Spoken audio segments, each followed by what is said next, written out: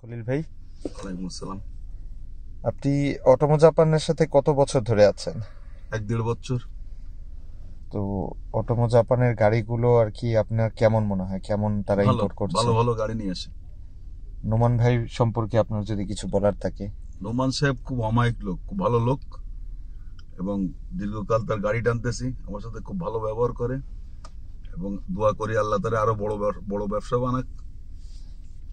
ওনার এই অ্যাকোয়াটা যে আপনি নিয়ে আসলেন, হ্যাঁ, জি। পোর্টের থেকে, আপনার কি মনে হয় অ্যাকোয়া গাড়িটার ব্যাপারে যদি একটু বলতেন, যে অন্যান্য বড় গাড়িগুলোর চাইতে এটা যেহেতু ছোট গাড়ি, হ্যাচব্যাক, ছোট গাড়ি হলে কি হবে, অ্যাকোয়া গাড়ি, এই যে দেখলেন, যেহেতু আপনারা গাড়িতে আসছেন, আমি 110-20 পর্যন্ত চালাচ্ছি, তাতে মনে করো দেখা যাচ্ছে আপনার প্রায়, যদি মনে করো 130 উঠাইতে পারতাম, তাহলে আমার 25 কিলোর উপরে লিটারে, এক লিটারে 25 কিলোর উপরে যাবে, এভারেজ আসবে।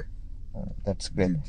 আচ্ছা, আরেকটা জিনিস হচ্ছে, আমাদের পোর্টের ব্যাপারে একটু ক্লায়েন্টদের অনেক ধারণা আছে যে পোর্টের থেকে মালপত্র চুরি হয়, বা এই ড্রাইভিং এর টাইমে যখন মংলা থেকে ঢাকায় গাড়িটা আসে, সেক্ষেত্রে অনেক কিছুই তাদের গাড়ি থেকে চুরি হয়ে যায়। এটাতে কতটুকু সত্যতা আছে আপনার না কি না, মনে হয়? আমি একটু কথা বলি, আমাদের মোংলা পোর্টে চুরি হয় না, আচ্ছা, এটা ভুল ধারণা। আসলে মোংলা পোর্ট যেরকম সিকিউরিটি ভাবে থাকে এবং সবাই নজরে থাকে, আসলে মোংলা থেকে কোনো চুরি হয় না। প্লাস হচ্ছে সবকিছু তো ছবি তোলাই থাকে, তাই না? হ্যাঁ হ্যাঁ হ্যাঁ, তো চুরি যদি কেউ করেও সেটা তো ধরা খেয়ে যাবে। ধরা খেয়ে যাবে, যেহেতু আমরা গাড়ি যখন বুঝে আনি পোর্টের ভিতরে থেকে, শেডের থেকে, হুম, আমরা একটা ইনভেন্টারি আছে, হ্যাঁ, সেই ইনভেন্টারি অনুযায়ী আমরা গাড়িটা বুঝে নিয়ে আসি।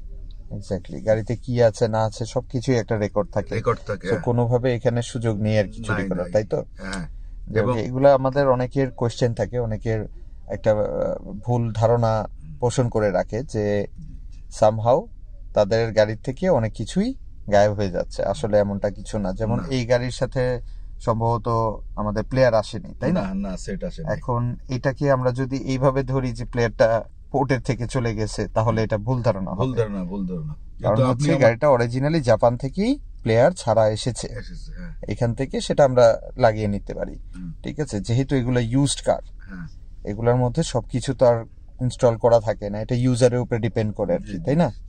আচ্ছা, আর হচ্ছে আপনি এইভাবে কত বছর ধরে ড্রাইভিং করছেন, মানে এই ওটাই। মংলা থেকে ঢাকা পর্যন্ত কেমন? মোংলার থেকে, যখনের থেকে গাড়ি নিয়ে আসছিলাম, আমরাই নামাইছিলাম প্রথম জাহাজের গাড়ি, সে হতে আমি এই পর্যন্ত আসি, এখন আল্লাহ বাসায় রাখছে। তাহলে বলা চলে যে আপনি একবারে মংলা পোর্টের শুরু থেকে আছেন। হ্যাঁ ইনশাল্লাহ। So, আল্লাহর রহমতে অনেক এক্সপিরিয়েন্সড আপনি এই স্টার পথ আছে সেক্টরে। ক্যাপ্টেন রফিক সাহেব, হুম, তার দৌলতে আমি আসি এইখানে।